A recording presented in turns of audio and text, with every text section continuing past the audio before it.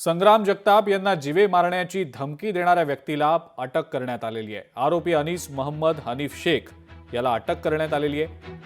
हैदराबादमधून या आरोपीला अटक करण्यात आली आहे। स्थानिक गुन्हे शाखेनं धडक कारवाई केलेली आहे। पोलीस निरीक्षक दिनेश आहेर यांच्या नेतृत्वाखाली हैदराबादमध्ये सापळा रचून आरोपीला ताब्यात घेतलं गेलं आहे। कोतवाली पोलीस स्टेशनला आयटी ॲक्ट आणि पोक्सो अंतर्गत अपराध क्रमांक 612/2025 हा दाखल झालेला होता।